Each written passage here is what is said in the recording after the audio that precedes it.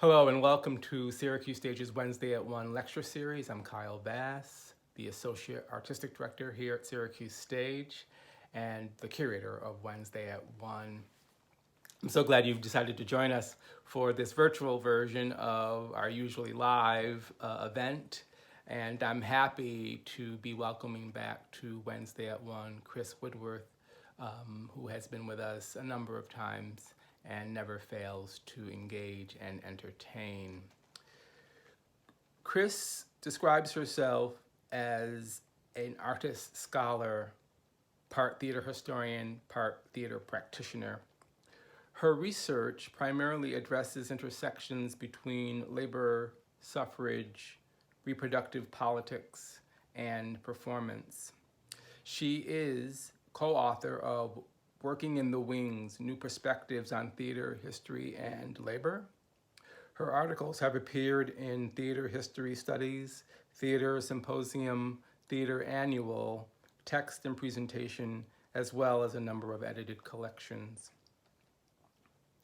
Chris has directed in professional, university, community-based, and youth theaters. Some of her productions include Constellations at Bartlett Theater in Durham, North Carolina, Polaroid Stories and In the Blood at UNCG Theater, Standing on Ceremony, the Gay Marriage Plays at Paper Lantern Theater in association with Tectonic Theater Project, and If You Give a Mouse a Cookie at Triad Theater, UNCG Theater. Chris is an associate professor of theater at Hobart and William Smith Colleges in Geneva, New York, and is the president of the Mid-American Theater Conference. And I really advise you to look on our website to see more of Chris's impressive bio. I'm so glad she's with us. I'm glad you've joined us to hear her speak. And please enjoy Chris's Wednesday at 1 talk. What comes to mind when you hear the phrase family drama? We might think about the trials of families in real life, grappling with strong, contrasting personalities or deep-seated issues and ongoing struggles. Sometimes that phrase is shorthand for benign clashes, scorned with a roll of the eyes or a gesture of dismissal. We don't want to talk about it, that gesture says.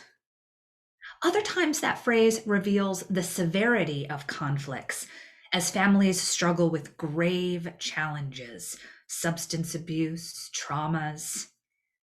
When we think of family drama and the theater, we might think about thousands of years of dramatic literature that bring to the stage some of the hidden, private tensions of interpersonal or intergenerational conflicts within the home. Isn't Oedipus Rex a family drama? What would Hamlet be if the title character had a different relationship with his mom and uncle? A Raisin in the Sun is not merely a critique of redlining and other discriminatory housing practices, but about the ways in which families lift up and let down one another. In many instances, the family dramas on the stage are not so much about the tensions between family members, but about the challenges families face in relation to larger infrastructures and systems. Consider Angelina Weld-Grimke's Rachel, in which a Black family reckons with anti-Black violence and racist societal structures, or Susan Laurie Parks's In the Blood, where Hester and her children experience homelessness and grapple with exploitation and abuse at the hands of systems that claim to help, but ultimately hurt: medicine, religion, welfare. The dramas of these families result from outside forces impacting their lives within the family structure. Family drama in the theater sometimes means the fictionalized dramatization of real-life families, such as Eugene O'Neill's painful Long Day's Journey into Night. What happens when on-stage families are real-life families on the stage?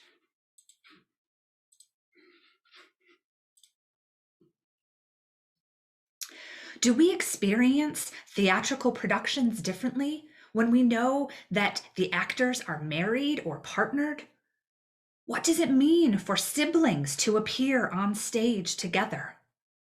How does family drama take on a new valence when parents and children take the stage, when real life couples play onstage couples?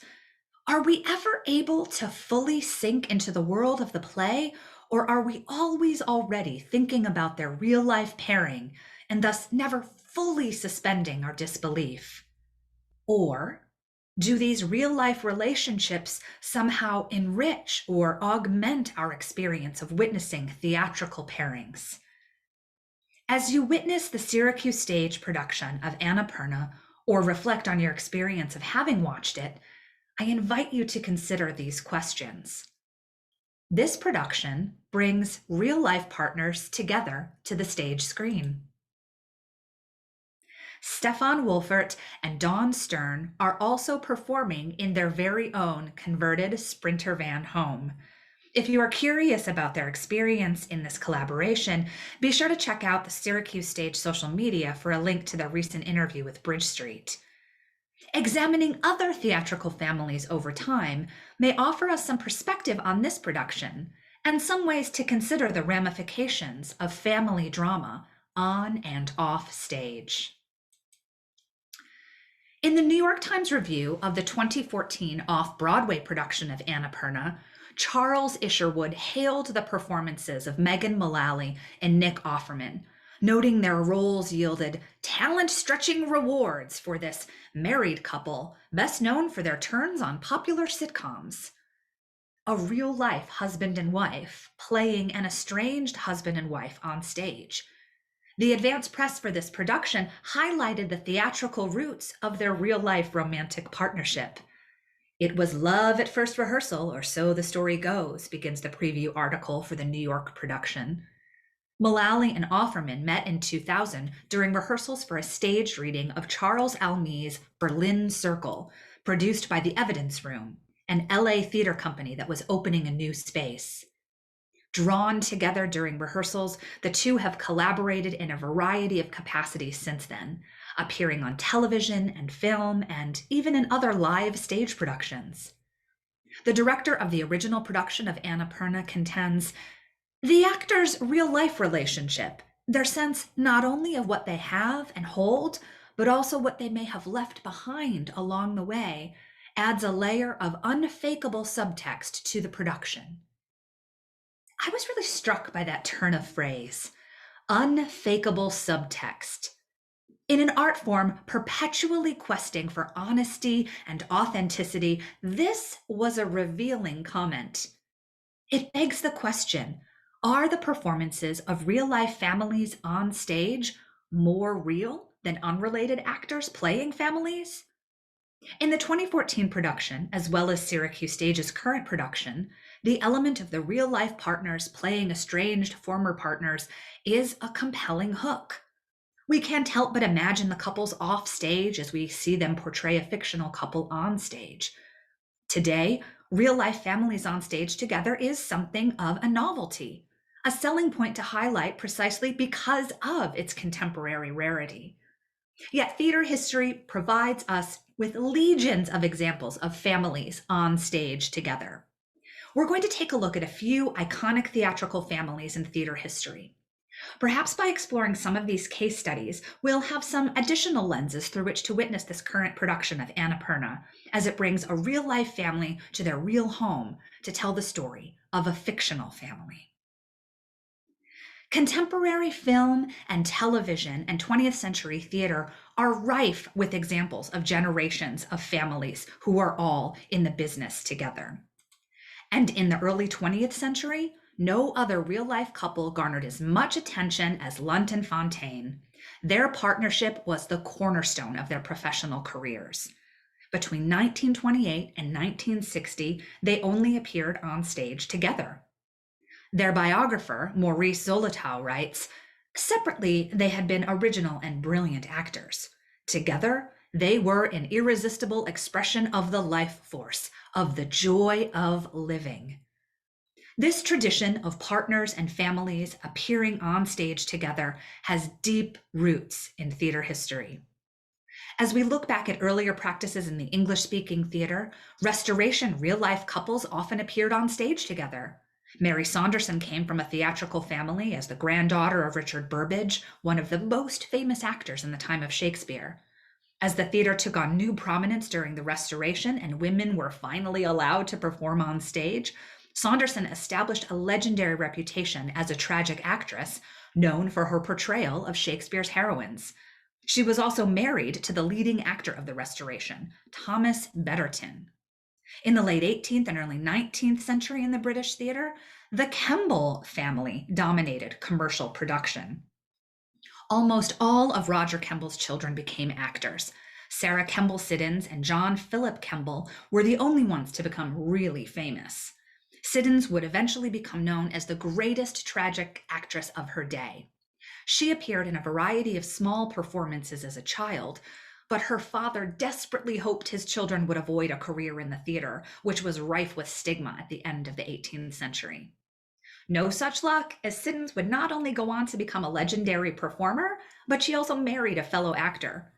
She and her brother were known for their classical style of acting that was characterized by stateliness, dignity, and grace. John Philip would also go on to lead the Covent Garden Theatre as manager and part owner, bearing the weight of a great deal of criticism for the old price riots in 1809. In spite of Roger's plans for his children to avoid the stage, Sarah and John Philip became luminaries of the British theater. Theater, as the family business, was a regular occurrence throughout the 18th and 19th centuries in British and then later American theater. In many examples, siblings appeared on stage together, often in surprising and, by today's standards, a bit disturbing pairings. One unusual example of this work is the Bateman family in the mid-19th century. Sisters Kate and Ellen were the daughters of actor and theatrical manager H.L. Bateman. The girls appeared on stage a number of times, especially in works by Shakespeare. They allegedly made their debut on stage when they were only 2 and 4 years old, when the other children cast in a production of The Children of the Wood got sick and were unable to appear. Audiences were smitten by the girls, and their father soon cast them in an array of productions. In 1849, the sisters appeared in a cutting of Richard III at the Boston Museum. This was their first star performance. Ellen, only 4 at the time, played Richard, and Kate, a not much older 6 years old, played Richmond. There is a legacy of children performing roles that today we would restrict to adult actors.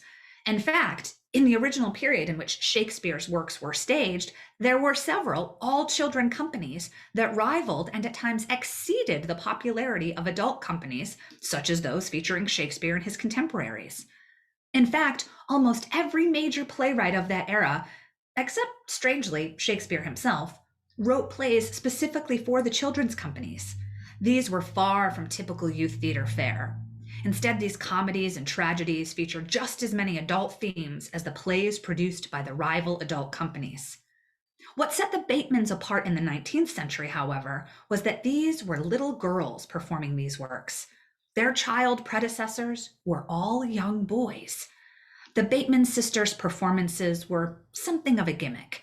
The fact that the problematic promoter, P.T. Barnum, would eventually become their manager reflected the almost sideshow-like attraction of their work on stage. Beginning in 1850, the girls appeared regularly at Barnum's American Museum in New York City, and then embarked on US and UK tours for several years. Their onstage appearances concluded in 1856, after which Ellen retired from the stage, and Kate would continue alone. 2 other memorable sisters garnered acclaim for their portrayals of some of Shakespeare's other characters, albeit at a much older age. Charlotte Cushman initially began her performance career as an opera singer. After struggles with her singing voice, she turned exclusively to acting, receiving training from actor James Barton, who facilitated her debut as Lady Macbeth at the age of 20.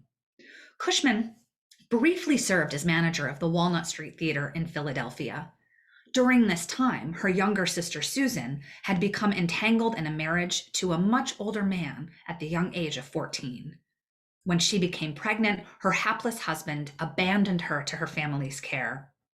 Eventually, Susan desired to contribute to the family income along Charlotte, and Charlotte began training her for the stage. Charlotte had long been known as having a masculine frame, broad features, and a deep, commanding voice. In the Cushman family, Susan had garnered all the traditional conceptions of beauty and femininity. Charlotte, who had played breeches roles for a good portion of her career, helped Susan to play Juliet to her Romeo. Critics adored them, yet they were still struggling to make money in the American theater.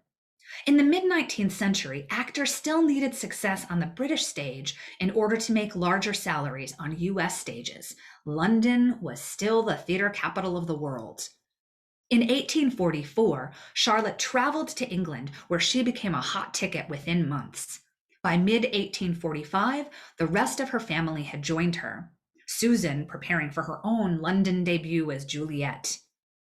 On December 30th, 1845, the sisters performed as the amorous lovers.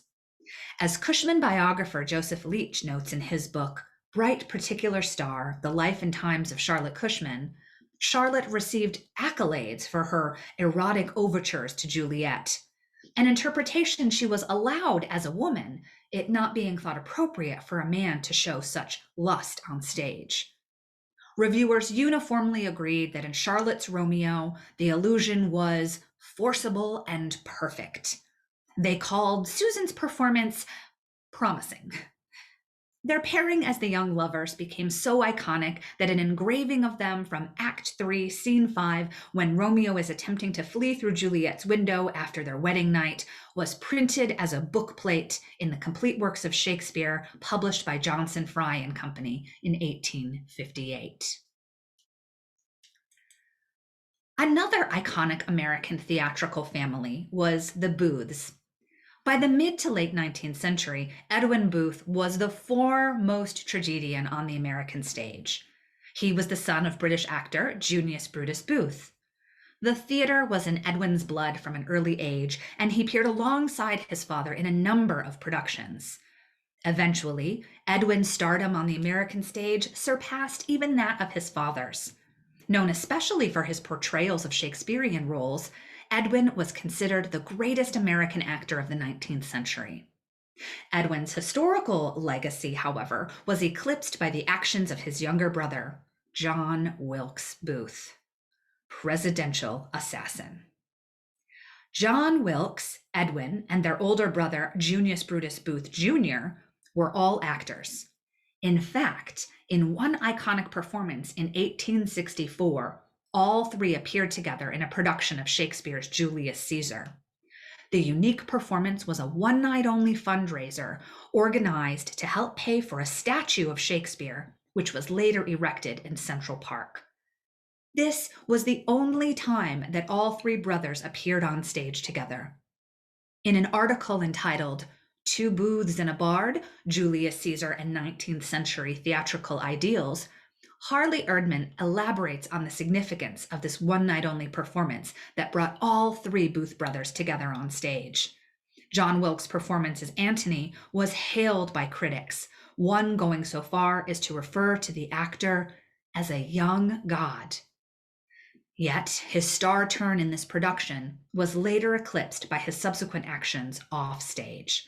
Erdman writes, 5 months later, in perhaps the most dramatic moment in the history of the American theater, John Wilkes casts himself as a real-life Brutus, shooting the president and jumping to the stage with a cry in Latin resonant of Republican Rome.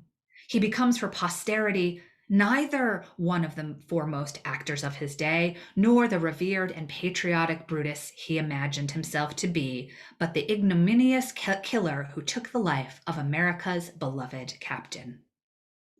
Erdman goes on to describe Edwin's famous 1871 production of Caesar a few years later. With the psychic wounds of his brother's deed presumably still in the minds of many Americans, Edwin chooses to mount a spectacular production of Caesar in his recently opened theater, casting himself as Shakespeare's assassin hero. In his book, The Haunted Stage, The Theater as Memory Machine, Marvin Carlson uses the motif of ghosting to explain the complex systems of repetition and memory that operate within theater practice. In contemporary slang, ghosting often means the quiet disappearance from someone's life. In terms of theater history, Carlson offers a definition of ghosting that is actually something of a return. Ghosting, he states, presents the identical thing they have encountered before, although now in a somewhat different context. Carlson goes on to assert that everything in the theater, the bodies, the materials utilized, the language, the space itself, is now and has always been haunted, and that haunting has been an essential part of the theater's meaning to and reception by its audiences in all times and places. In essence, every production reverberates with the echoes of every previous production. In the case of Booth's 1871 production of Julius Caesar, it cannot help but evoke, however indirectly, the 1864 production that featured all three Booth brothers. Additionally, the action of Edwin's brother John Wilkes also weaves through the reception of this production. The 1871 production is therefore effectively doubly haunted by the murderous brother. Taking this even further and expanding to consider all productions that feature real-life families together on stage, I contend that even though the productions are dramatizing fictitious worlds, it is virtually impossible to completely separate that fiction from the reality of the complex relationships the actors bring to their offstage lives. This is especially true when the relationships of the performers, as partners, siblings, or parents and children, are hailed as one of the draws for an audience. Whether we are watching the young women in the Cushing family play Romeo and Juliet opposite one another, or we are watching Mullally and Offerman bring their marriage to the stage as Emma and Ulysses and Annapurna, the faint specter of these real family relationships haunts the production. I want to return to the questions I raised at the beginning. What happens when on-stage families are real-life families on the stage? Do we experience theatrical productions differently when we know the actors are married or partnered? What does it mean for siblings to appear on stage together? How does family drama take on a new valence when parents and children take the stage? When real-life couples play on-stage couples, are we ever able to fully sink into the world of the play, or are we always already thinking about their real-life pairing and thus never fully suspending our disbelief? Or do these real-life relationships somehow enrich or augment our experience of witnessing theatrical pairings? To close, let me playfully ask, dare we say these on-stage relationships now become real relationships? Thank you.